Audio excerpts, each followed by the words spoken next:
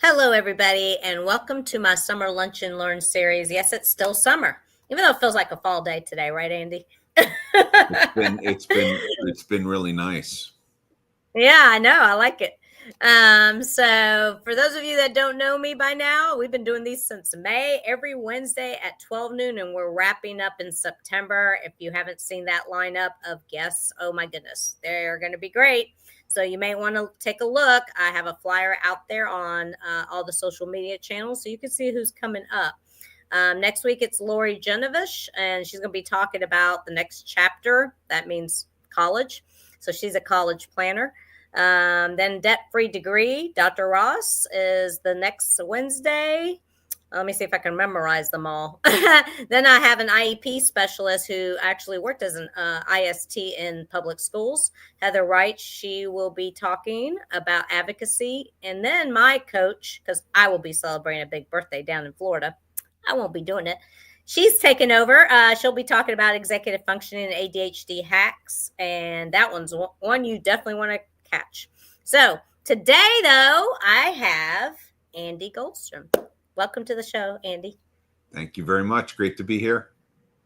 Well, tell us a little bit about your business. Yeah, sure. It was interesting hearing about all your upcoming guests. And the upcoming guests that you have are all experts who do valuable things. But the one connection or the commonality in what you shared is they all do things that help parents help their kids. Mm-hmm. And parent coaching is really helping parents help themselves.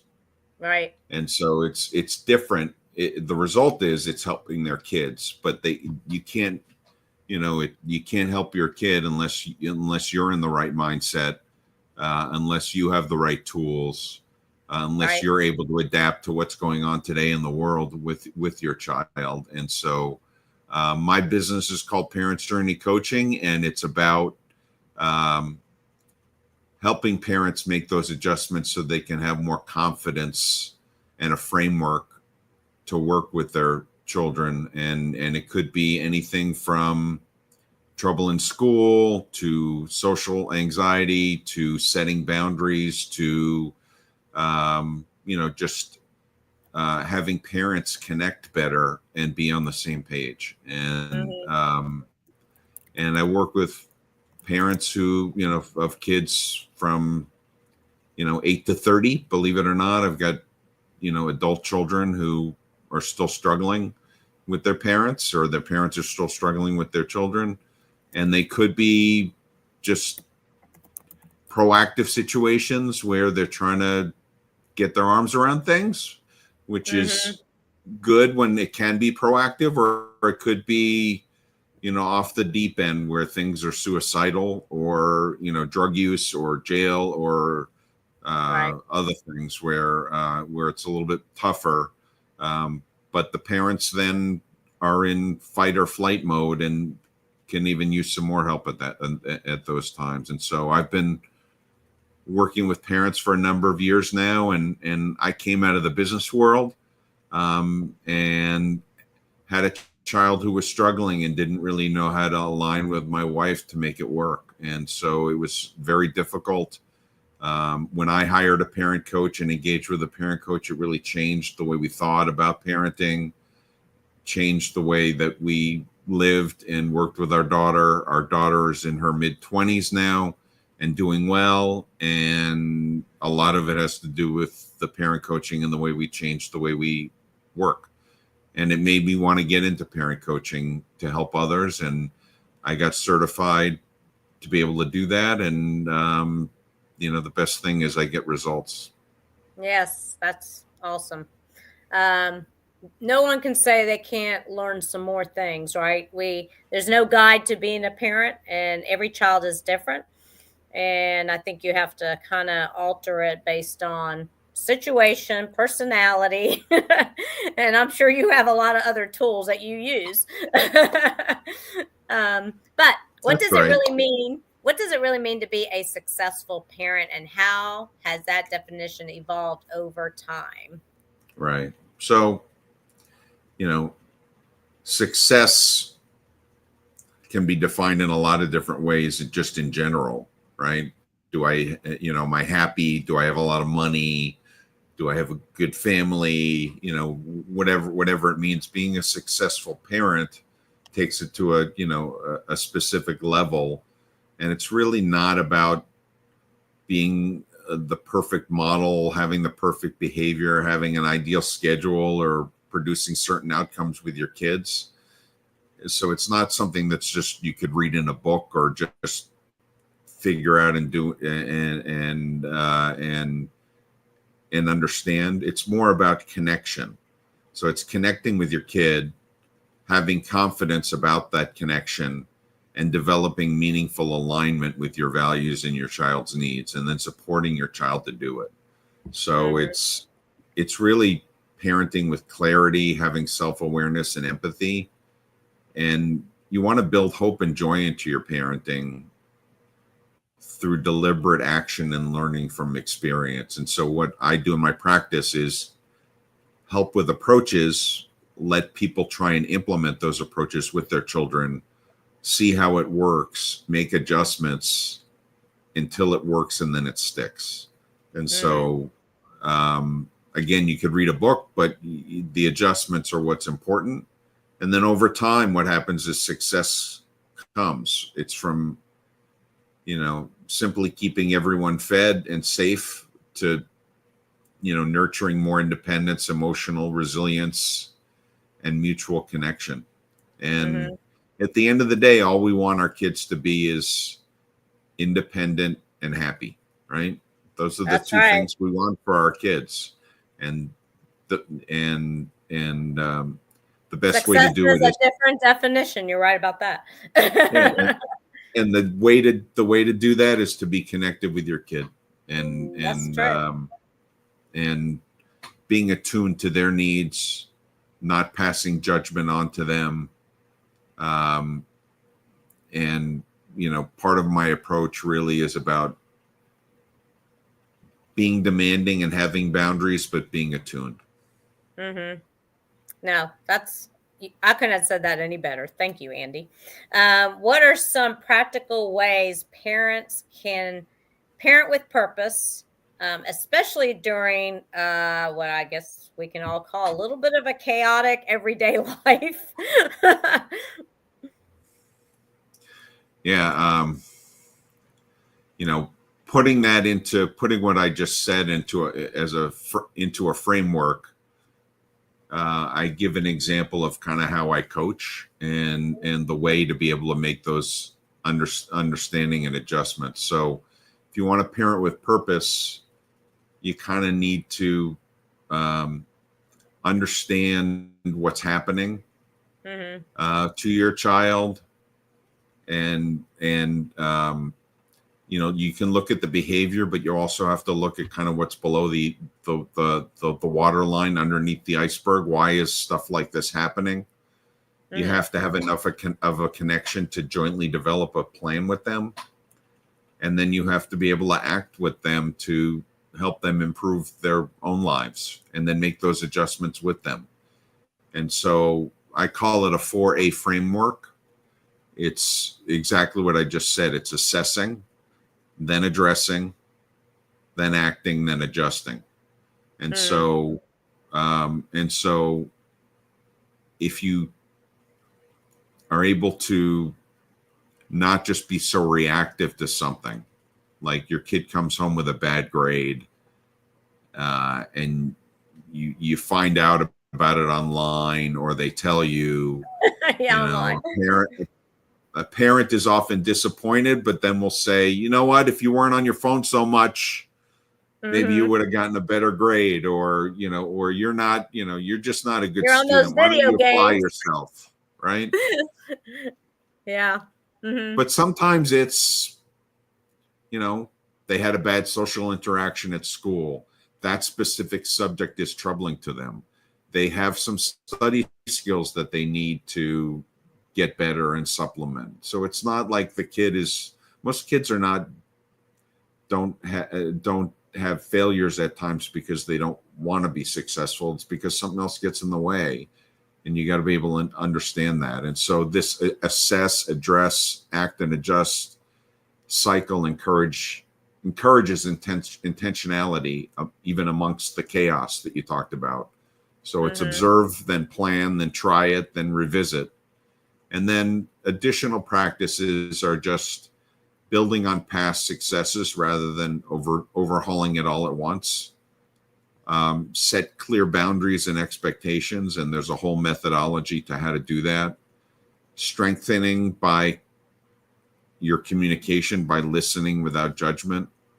And just talking about the whole thing with the grades.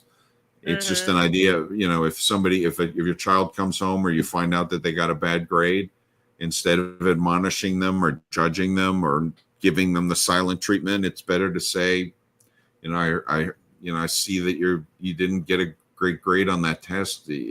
How do you feel about that? Or are you okay? And they'll say, you know what, I'm frustrated, I'm disappointed, I'm mad, whatever. And then you acknowledge those feelings and say, I can see, I can see it in your face, and I can see that's bothering you. Is there something that got in the way, or something we could do different next time? And how can I support you? When you speak like that, you engage with them, and you're understanding them, and you're not judging them, and it changes the way you interact with your kid. That's terrific. I mean, Yep. I could have said that again any better, Andy. You like reading my mind. I was just actually at a networking thing, and last week it was about boundaries. This week it's about harmony. And I think you're on the same track there. Yeah. Well, boundaries are important, and expectations. I think I've shared with you before that authoritative parenting is the best type of parenting, and that's when parents are attuned and also demanding. And so people who do that can set boundaries, but also be connected to their kids. You don't want to be unattuned and demanding, because that's going to create chaos and resentment. You don't want to be undemanding and attuned, because that's permissive. And you don't want to be undemanding and unattuned, because that's uninvolved, and that's the worst thing you could be. So authoritative is the best, and that allows you to set those boundaries and expectations clearly. And I wasn't part of that session that you were part of, but I don't think the goal is harmony. I think the goal is not to have a harmonious family. I think it's to be transparent and understanding and supportive. Right. And sometimes you need to have tough conversations, and it's going to cause disharmony. But if it's handled in the right way, the discomfort is for growth. And you can't grow without some discomfort at times. If it's handled in the right way. Yeah, this was a bunch of entrepreneurs, and we were talking about some other things, but I get that for sure. Definitely in the context of which we're talking. Right. So tell us about your coaching practice a little more. I know you mentioned it, but what's an engagement look like the way you help a parent, just to wrap this up? Yeah. So I do parent coaching, where I build a custom roadmap for moms and or dads for their family. And I use a strength-based approach. It's different than therapy in that it's more of an action plan than a diagnosis. And I also do family coaching, where I bring the whole family together, including the children, to improve communication and resolve conflicts. I work on transition and aftercare if kids are actually going to different therapeutic programs or life transitions. And I also hold some workshops working with schools, wilderness therapy programs, retreats, and things like that. But for the typical client or prospective client, it's a parent who just is struggling with their kid, just like I was, many moons ago. You're just trying to have a better life for you and your kid. And it's, I begin with just a 30-minute discovery call to explore the fit and goals. If I'm a good fit, if I'm not a good fit, then that's fine. I only want to help people where I can really make a difference. And after they sign up, I give them intake paperwork, because a lot of parenting has to do with how that you were raised and the way you view the world. So my first coaching session is really a 90-minute deep dive with the parents about that. And things come out to set a roadmap. It's a lot of generational things in there, right? 100%. And belief systems. Yeah. I mean, my wife consistently reminds me of things that I do that are like my father. and I tell her, I am his son, right? And so, but I have to be aware of those things, and that's part of it. It's how you're aware of those and how that can become productive. And then sessions are usually weekly, virtual or in person, and usually building using that 4A model over several weeks. And my goal is to see measurable change within a few weeks and work myself out of a job. And one of the things I'm particularly good at is there aren't that many guys in this space. So when it comes to certainly working with moms, I do that fine and well. But if there is a dad or a co-parent or a single dad, or they have a boy, because I'm unique being a male in this space, I have ways to be able to connect better. And some dads just can't be vulnerable or change the way that they parent based upon who they are and just the testosterone and the way men are built and the belief system out there about whatever they should have been. And but I'm able to kind of help figure that out with people. And so I hope that people understand what successful parenting is all about. They can parent with purpose. They can leverage their personal experience and my understanding to help them. And if there's an opportunity to engage with Parents Journey Coaching, I'd love to have a conversation with you. Terrific. You guys, it's right there. You want a free consultation with Andy? You go to www.parentsjourneycoaching.net. It will be out there where you can just click on the link. I'll put that on there as a live link. And I want to thank you, Andy, again. I know you've got a podcast coming out soon. We're working on those, and he's on my podcast show for season 4. I think it's 14. Yes. I can't believe I've been doing it. That's a lot of seasons. Holy cow. I know. It's like over 5 years now. And we're doing a different style. So it'll be a video and an audio. Can't wait to share that with y'all. Got the production guys getting them all done right now. Can't wait for those to start rolling out once a week next Tuesday, the 2nd. So look out for Smart Parents, Successful Students podcasts. And I'll get that to you, Andy, by the way. So thank you again for talking to us about parenting with purpose and how to truly succeed as a parent. There's no shame to this game, folks, and you should not be embarrassed about anything. You just need to look out there and get some help and ask around and see who's the best fit as a coach for you. Yes, our parents didn't have coaches, but there weren't many at that time. So I don't think there were maybe any. And they didn't have a guide either. So we know a whole lot more today, and kids all have there's a lot of different personalities out there. God sure did make us all different.